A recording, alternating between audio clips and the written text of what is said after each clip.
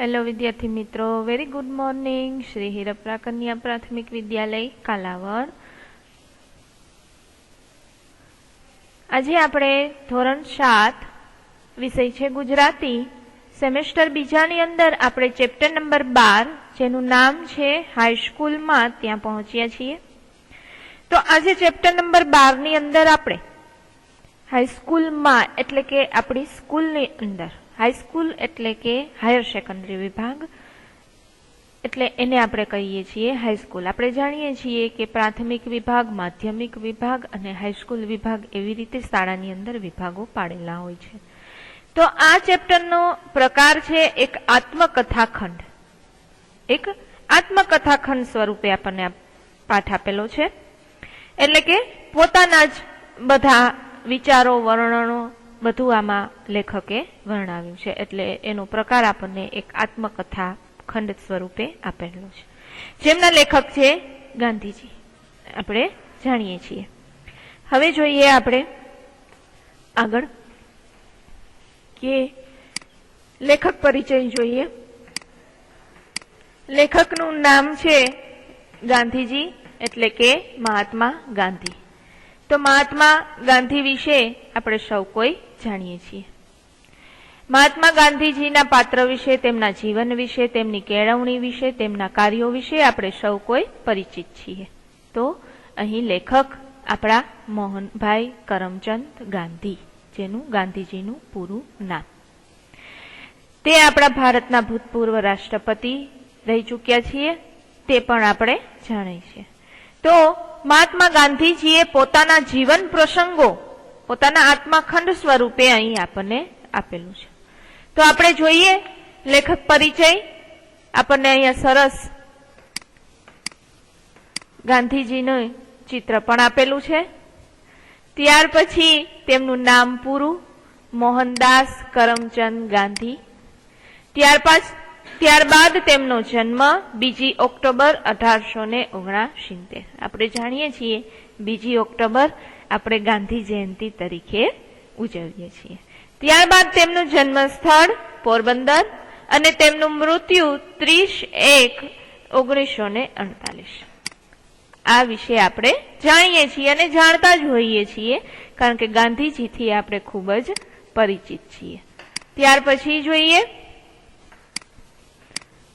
ગાંધીજીના જીવન વિશે કે ગાંધીજીએ પોતાના જીવનની અંદર શું શું આપણને બોધો આપેલા છે।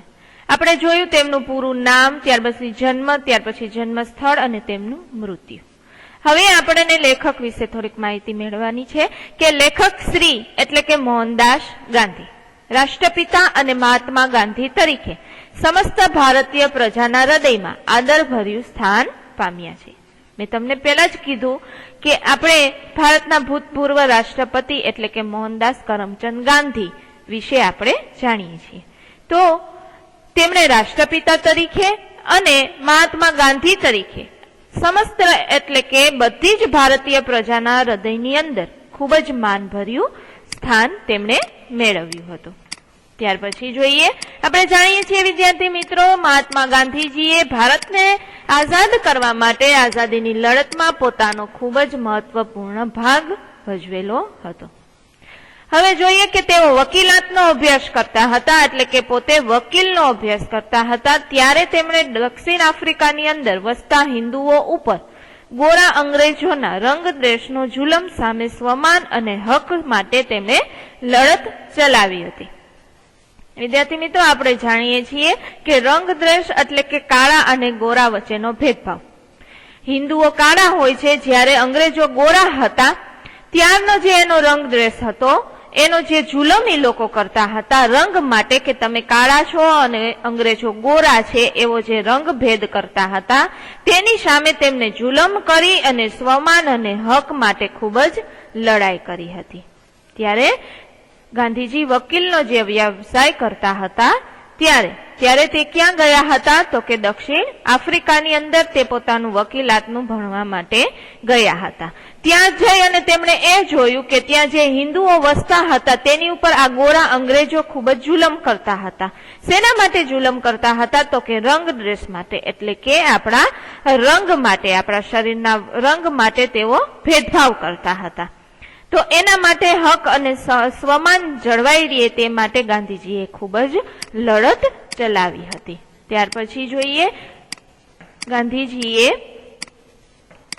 શું કરેલું કે જીવનભર તેમણે સત્ય અને અહિંસાની લડત ઉપર ઉપાસના કરી હતી. હંમેશા સત્ય અને અહિંસા સામે ગાંધીજી લડ્યા હતા. તેમણે પોતાનું આખું જીવન છે એ સત્ય અને અહિંસાની લડતમાં ગુજાર્યું હતું.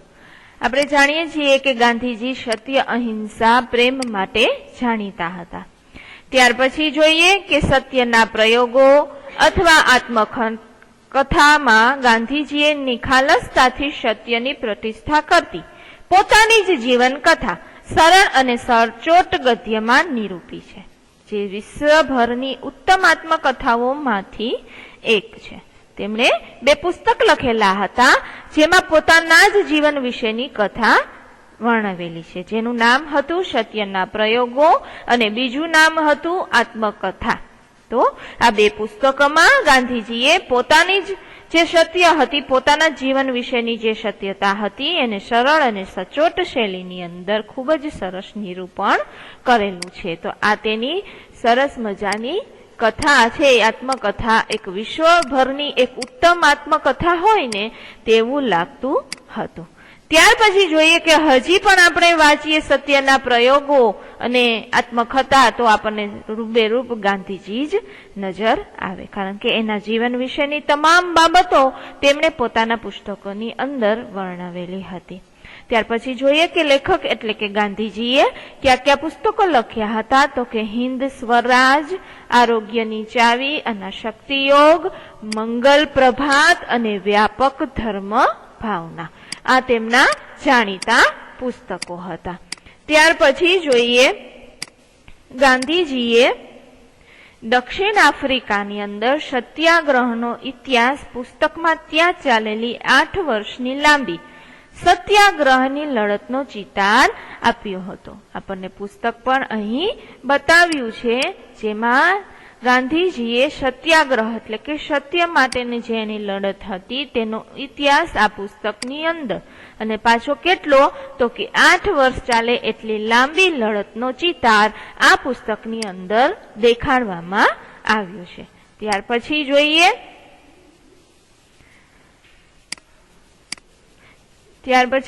આગળ પછી તેમણે લેખકે વિચાર પત્રો એટલે કે પોતાના વિચારો પત્રની અંદર જે દર્શાવેલા હતા તે પણ આપણને એમણે આપ્યા હતા, કે જેમ છે ઇન્ડિયન, એપોલિયન, અંગ ઇન્ડિયા, નવજીવન અને હરિજન બંધુ. આ તેમના વિચાર પત્રો હતા. એટલે કે વિચાર પત્રો એટલે કે પોતાના વિચારો તેમણે આની અંદર દર્શાવેલા હતા. ત્યાર પછી જોઈએ કે ગાંધીજીએ તમામ લખાણો ગાંધીજીનો અક્ષરદેહ નામે ગ્રંથ શ્રેણી રૂપે પ્રગટ કર્યા હતા. પોતાના લખાણો છે, જે કાંઈ લખાણો તેમણે લખેલા હતા, જે કાંઈ પત્રો પુસ્તકો, એ બધા એક ગ્રંથ શ્રેણી રૂપે પ્રગટ થયા હતા. એટલે કે ગ્રંથના નામે આપણી સમક્ષ તેમણે પ્રગટ કર્યા હતા.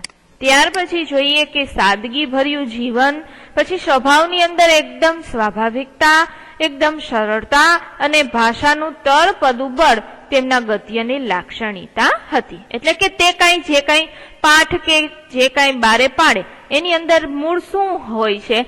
તો કે એક તો સાવ સાદગી બતાવેલી હોય છે, પછી એકદમ સ્વાભાવિકતાથી જે કાંઈ વર્ણન કરેલું હોય છે, અને ત્યાર પછી એકદમ સરળ શ્રેણીમાં આપણને સમજાઈ જાય એવી રીતે, અને ભાષાનું તળપદું બળ એટલે કે તળપદા શબ્દ તેમાં વપરાયેલા હોય તો એ જળવાઈ રહે એવી તેમની લાક્ષણિકતા હતી. એટલે કે જે કાંઈ પોતે ગદ્ય કે લખે, લખાણ કોઈ બી લખાણ લખે તેમાં આ લાક્ષણિકતાઓ જોવા મળતી હતી. તેમણે રાષ્ટ્ર ઘડતર એટલે કે આ દેશનું ઘડતર કરવા માટે લોક શિક્ષણના કાર્યની અંદર ઉમદા ફાળો આપ્યો હતો. એટલે કે તેમણે રાષ્ટ્રના ઘડતર માટે અને લોકોના શિક્ષણ માટેના કાર્યની અંદર ખૂબ જ પોતાનો ફાળો આપ્યો હતો. આપણે જાણીએ છીએ કે તેને દેશ માટે ઘણા કાર્ય કરેલા હતા. તો આ હતી મહાત્મા ગાંધીજીની આપણે જોઈ લેખક પરિચય, એટલે કે મહાત્મા ગાંધીજીનો પરિચય કે એને તેમના જીવન દરમિયાન શું શું કાર્ય કરેલા હતા. હવે આપણને જે અહીંયા આત્મકથા સ્વરૂપે આપેલો હાઈસ્કૂલમાં જે પાઠ છે એની અંદર શું છે, તો કે હાઈસ્કૂલમાં એ પાઠ એટલે કે આ પાઠ જે આપણે સમજવા જઈ રહ્યા છીએ તે ગાંધીજીની આત્મકથા અને સત્યના પ્રયોગો અથવા આત્મકથામાંથી લેવામાં આવ્યો છે, જેમાં ગાંધીજીના પોતાની આત્મા એટલે કે પોતાની કથાનું સરસ મજાનું નિરૂપણ કરેલું છે અને તે એક સત્યના પ્રયોગો અથવા તો આત્મકથામાંથી જ તેમને લઈ અને આપણને સરસ એક પાઠ સ્વરૂપે આપેલું છે.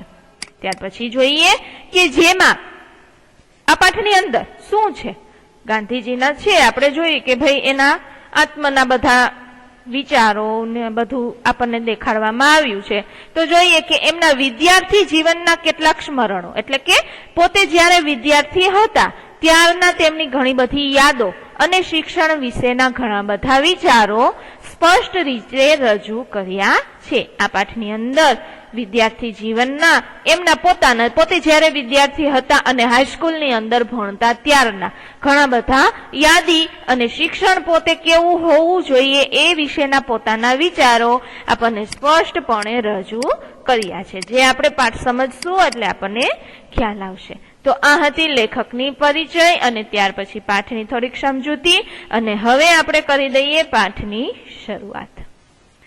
વિવાહ થયા ત્યારે હું હાઈસ્કૂલમાં ભણતો એ હું આગળ લખી ગયો છું. તે વેળા અમે 3 ભાઈ એક જ સ્કૂલમાં ભણતા. જ્યેષ્ઠ બંધુ ઉપલા ધોરણમાં હતા અને જે ભાઈના વિવાહની સાથે મારા થયા હતા તે મારાથી 1 વર્ષ આગળ હતા. વિવાહનું પરિણામ એ આવ્યું કે અમારું બંને ભાઈનું 1 વર્ષ નકામું ગયું. મારા ભાઈ ને સારું તો એથી વિષમ પરિણામ આવ્યું. વિવાહ પછી તે નિશાળમાં જ ન જઈ શક્યા. આવું અનિષ્ટ પરિણામ તો દેવ જાણે કેટલાક જુવાનોનું આવતું હશે.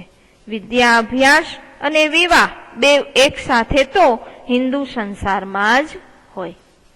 લેખકે પાઠની શરૂઆત સરસ રીતે કરી છે કે જ્યારે વિવાહ થયા એટલે કે લગ્ન થયા મહાત્મા ગાંધીજીના ત્યારે તે હાઈસ્કૂલની અંદર ભણતા. તે આગળ લખી ચૂક્યા છે એટલે કે પોતાના આગળના પુસ્તકોમાં જણાવેલું છે. તે વેળાએ એટલે કે તે સમયે અમે 3 ભાઈ છે એ એક જ સ્કૂલમાં ભણતા. ગાંધીજીની કેટલા ભાઈઓ, તો કે 3 ભાઈઓ. એ 3 ભાઈઓ એક જ સ્કૂલમાં ભણતા, જેમાંથી જ્યેષ્ઠ એટલે કે મોટા, જ્યેષ્ઠ બંધુ એટલે કે મોટો ભાઈ. મોટા ભાઈ છે એ ઉપલા ધોરણમાં હતા એટલે કે એનાથી આગલા ધોરણમાં, અને જે ભાઈના વિવાહ એટલે કે લગ્ન સાથે થયા હતા એટલે કે ગાંધીજીના અને પોતાના ભાઈ જે બીજા હતા એના બેના લગ્ન સાથે થયા હતા અને તે ભાઈ જેના લગ્ન સાથે થયા હતા તે 1 વર્ષ ગાંધીજી કરતા આગળ ભણતા. ત્યાર પછી જોઈએ કે વિવાહનું પરિણામ એ આવ્યું કે અમારા 2 ભાઈનું 1 વર્ષ નકામું થયું, કારણ કે લગ્ન થયા એટલે ભણવાનું મુકાઈ ગયું અને 1 વર્ષ છે એ સાવે નકામું ગયું. 2 ભાઈનું 1 વર્ષ નકામું ગયું. મારા ભાઈને તો સારું તો એથી વિષમ પરિણામ આવ્યું. તેમના ભાઈને જે 2 ભાઈના લગ્ન સાથે થયા હતા એમાંથી 1 ભાઈને તો સાવ વિષમ એટલે કે અઘરું પરિણામ આવ્યું. શું પરિણામ આવ્યું કે તે લગ્ન પછી શાળાએ જ ન રહી ચૂક્યા. આવું અનિષ્ટ એટલે કે આવું ઓચિંતું આવું ખરાબ પરિણામ તો કોણ જાણે કેટલાય જુવાનોનું આવતું હશે, કારણ કે વિવાહ પછી એટલે કે લગ્ન પછી છે તે ભણવા જઈ નથી શકતા. તો આવો વિદ્યા અભ્યાસ અને આ વિવાહ છે એ 2 એક જ સાથે એ આપણા હિન્દુ સંસારમાં જ હોય છે. આપણી અગાઉની જે કઈ સંસ્કૃતિ હતી ત્યારે પેલા એવું જ હતું કે અભ્યાસની સાથે સાથે બાળકના અથવા તો કોઈ પણ છોકરીના લગ્ન કરી દેવામાં આવતા.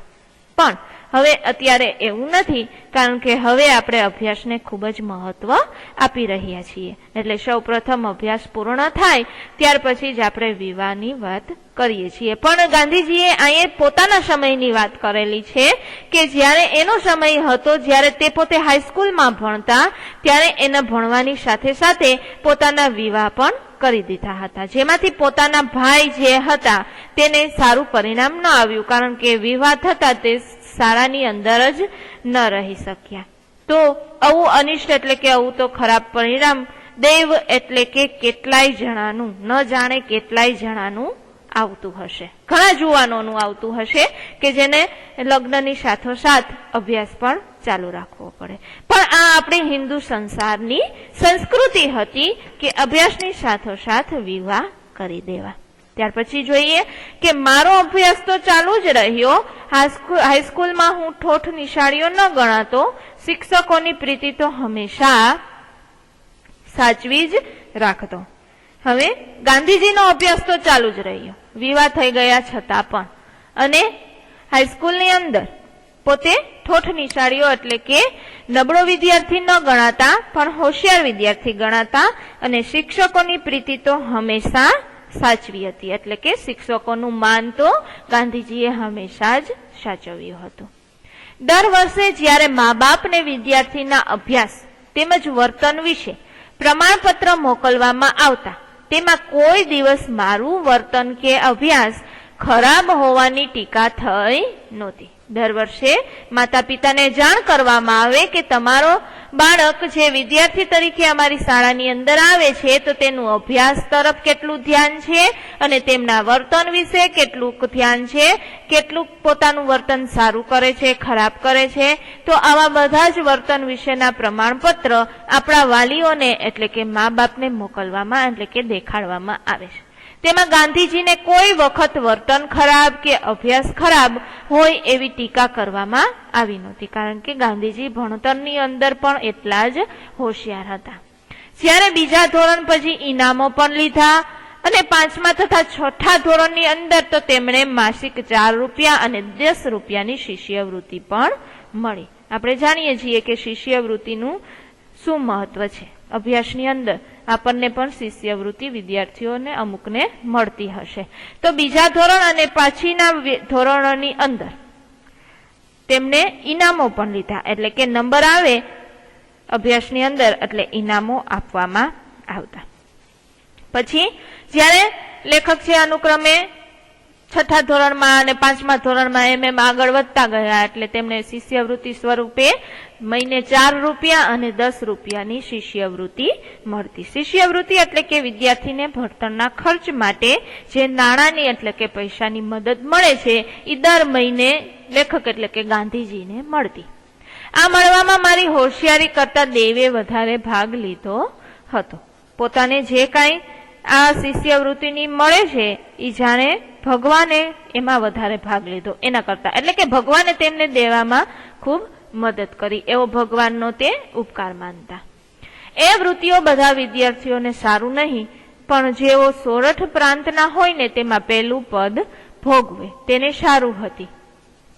40-50 વિદ્યાર્થીઓના વર્ગમાં તે કાળે સોરઠ પ્રાંતના વિદ્યાર્થી કેટલા હોઈ શકે? સોરઠ પ્રાંતના વિદ્યાર્થીઓ એટલે સૌરાષ્ટ્રનો એક દેશ છે જેને સોરઠના નામે ઓળખાય છે. તો તે પ્રાંતના એટલે કે તે બાજુના જે દક્ષિણનો સમુદ્ર સુધીનો જુનાગઢ જિલ્લાનો પ્રદેશ કહેવાય છે. જ્યાં જુનાગઢ જિલ્લાનો પ્રદેશ એટલે કે જુનાગઢ જિલ્લાથી જે ચાલુ થાય છે ને જે દેશ તેને સોરઠ કહેવાય.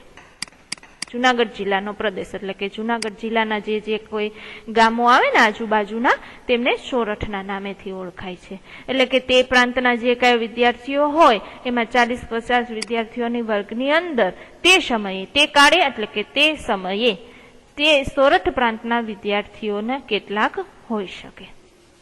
એટલે એમાંથી શિષ્યવૃત્તિ મેળવનાર કેટલા વિદ્યાર્થીઓ તે સોરઠ પ્રાંતના હોઈ શકે. ત્યાર પછી આગળ જોઈએ આપણને ચિત્ર આપેલું છે કે બાળકો ભણી રહ્યા છે અને ગાંધીજી પણ ત્યાં શિક્ષક સાથે કંઈક વાત કરી રહ્યા છે. તો આગળ જોઈએ. મારું પોતાનું સ્મરણ એવું છે કે મારી હોશિયારીને વિશે કંઈ માન ન હતું. પોતાનું યાદ કરે છે, પોતાની સ્મરણ એટલે કે યાદ કરવું. એને એવું યાદ આવે છે કે મારી હોશિયારીને લીધે મને કંઈ માન ન હતું. ઇનામ કે શિષ્યવૃત્તિ મળે તો મને આશ્ચર્ય થતું કે પોતે એટલા બધા હોશિયાર છે. પોતાના મનની અંદર એને વિશ્વાસ ન હતો. કંઈક ઇનામ કે શિષ્યવૃત્તિ કે પૈસા મળે તો એને આશ્ચર્ય થતું. પણ મારા વર્તન વિશે મને બહુ ચીવટ હતી. પણ એનું વર્તન વિશે એને ઘણી ચીવટ હતી. ચીવટ એટલે કે પોતાનું વર્તન કેવું કરવું કેવું ન કરવું એના વિશે પોતે ખૂબ જ સજાગ હતા. વર્તનમાં જો ક્યારેય ખોટ આવે તો મને રડવું જ આવે. શિક્ષકને ઠપકો આપવો પડે એવું મારા હાથે કંઈ પણ થાય અથવા શિક્ષકને તેવું ભાષે એ મને અસહ્ય થઈ પડે. પોતાનું વર્તન જો ખરાબ થાય ને તો ગાંધીજીને ખૂબ જ રડવું આવતું. પોતે એમ થાય કે મને કઈ ખોટ આવી આજે એવું એમને થતું અને એમને રડવું આવતું. અને જ્યારે શિક્ષક એને ઠપકો આપે ને એવું તો એના હાથે કોઈ દિવસ થયું જ નથી. અને અથવા જો શિક્ષકને એવું લાગે, ભાષે એટલે કે એવું લાગે કે તો મને તો અસહ્ય થઈ પડે કે શિક્ષકને એવું લાગે કે આજ તો મારે ગાંધીજીને એટલે કે મોહનદાસને કંઈક કહેવું પડશે, કંઈક ઠપકો આપવો પડશે. એવું જો શિક્ષકને મનની અંદર પણ થઈ આવે તો ગાંધીજીને તો અસહ્ય થઈ જાય કે ઓહો મારી લીધે શિક્ષકને આજે એવું લાગ્યું. એક વખત માર ખાવો પણ પડ્યો હતો એવું મને સ્મરણ છે. એટલે કે એવું ગાંધીજીની યાદ છે કે ગાંધીજીને એક વખત માર ખાવો પડ્યો. મારનું દુઃખ ન હતું પણ હું દંડને પાત્ર ગણાયો ને એ મહા દુઃખ હતું. માર પડ્યો એનો એમને જરા પણ દુઃખ ન હતું, પણ પોતે ને એક દંડ મળ્યો, એક સજા મળી, પોતે સજાને પાત્ર બન્યા એ એમને ઘણું દુઃખ હતું. હું ખૂબ રડ્યો. આ પ્રસંગ પહેલા કે બીજા ધોરણનો છે. કયા ધોરણનો પ્રસંગ છે, પોતે કેટલામાં ધોરણમાં ભણતા એ પણ આપણને અહીં જણાવ્યું છે. તે દિવસે તે ખૂબ જ રડ્યા. બીજો પ્રસંગ છે એ 7મા ધોરણનો છે. તે વખતે દોરાબજી એદલજી ગીમી હેડમાસ્ટર એટલે કે પ્રિન્સિપાલ તરીકે હતા. ક્યારે? જ્યારે બીજો પ્રસંગ 7મા ધોરણની અંદર બન્યો ત્યારે. તે વિદ્યાર્થી પ્રિય હતા. તેમને વિદ્યાર્થી ખૂબ જ ગમતા, કારણ કે તેઓ નિયમ જણાવતા, પદ્ધતિસર કામ કરાવતા અને લેતા તથા શિક્ષકથી આપતા. પોતાની સ્કૂલના જે પ્રિન્સિપાલ હતા તે નિયમ જાળવવામાં ખૂબ જ સચેત હતા. તેમને વિદ્યાર્થી પ્રત્યે ખૂબ જ પ્રેમ હતો. તે પદ્ધતિસરનું કામ કરાવતા અને બીજા પાસે શીખડાવતા, કામ લેતા બીજા પાસેથી અને શિક્ષકને પણ સારી એવું આપતા કામ કરવાનું. પણ શિક્ષક જેવું તેવું કામ કરી, ઠીક કામ કરી અને તેના હેડમાસ્ટરને આપતા. તેમણે ઉપલા ધોરણના વિદ્યાર્થીઓને સારું કસરત, ક્રિકેટ ફરજિયાત કર્યા હતા. તેમણે એટલે કે દોરાબજીએ ઉપલા ધોરણના એટલે કે મોટા ધોરણના જે વિદ્યાર્થીઓ હોય તેમને કસરત કરવી અને ક્રિકેટ રમવું એ ફરજિયાત કર્યું હતું. મને તેનો અણગમો હતો. એટલે કે ગાંધીજીને તે કસરત કરવી, ક્રિકેટ રમવું ન ગમતું. ફરજ પડી તે પહેલા તો કદી કસરત, ક્રિકેટ કે ફૂટબોલમાં ગયો જ ન હતો. કોઈ દિવસ ગાંધીજી કસરત કરવા માટે કે ક્રિકેટ રમવા માટે કે ફૂટબોલ રમવા માટે ગયા જ નહોતા. પણ ત્યાંના જે પ્રિન્સિપાલ હતા તેમણે આ ફરજિયાત કર્યો. ન જવામાં મારી શરમાળ પ્રકૃતિ પણ એક કારણ હતું. હવે કસરતમાં, ક્રિકેટમાં ન જવાનું કારણ ગાંધીજીનું શું હતું કે તે પોતે એકદમ શરમાળ હતા. શરમાળ પ્રકૃતિના એટલે કે શરમાળ સ્વભાવના હતા. એટલે તેમને આ કંઈ કરવું ગમતું નહીં. હું જોઉં છું કે એ અણગમો મારી ભૂલ હતી. ગાંધીજી જાણતા કે ઈ જે મારો અણગમો એટલે કે જે મને ગમતું નથી, જેના પ્રત્યે મને અણગમો છે, નથી ગમતું જે કામ, ઈ મારી ભૂલ છે. કારણ કે દરેક કામને મનગમતું કરવું એ જ સાચા માણસની નિશાની છે. પણ ગાંધીજીને પોતાની ભૂલ લાગે છે કે મને આ નથી ગમતું, કસરત કરવી, ક્રિકેટ રમવું એ મારી ભૂલ છે. કસરતને શિક્ષણની સાથે સંબંધ ન હોય એવા ખોટા વિચારો તે વેળાએ હું ધરાવતો. ફક્ત શિક્ષણ ને કેની સાથે સંબંધ હોય એવું ગાંધીજી વિચારતા, કારણ કે એમને શિક્ષણમાં ખૂબ જ રસ હતો. એટલે કે કસરત ને કઈ શિક્ષણ સાથે સંબંધ નથી, એવા ખોટા વિચારો તે સમયે પોતાના મનની અંદર રાખતા. પાછળથી સમજે છે કે વ્યાયામને લીધે શારીરિક કેળવણી કે માનસિકતા જેવું જ સ્થાન વિદ્યા અભ્યાસમાં હોવું જોઈએ. પાછળથી તેમને ભાન થાય છે, આગળ જતા એને સમજાય છે કે વ્યાયામને લીધે એટલે કે કસરતને લીધે જે શારીરિક કેળવણી થાય અને ત્યાર પછી જે માનસિકતા જેવું સ્થાન મેળવે તો ઈ કેમાં ઉપયોગી થાય, તો કે વિદ્યા અભ્યાસની દ્રષ્ટિએ આપણને ખૂબ જ ઉપયોગી થાય. કારણ કે આપણે શારીરિક રીતે જો ફિટ હોય તો જ આપણું માનસિક સંતુલન આપણે જાળવી શકીએ. માનસિક સંતુલન જાળવ્યા પછી આપણે અભ્યાસની અંદર આગળ વધી શકીએ. તો ગાંધીજીને પાછળથી પોતાની ભૂલનો અફસોસ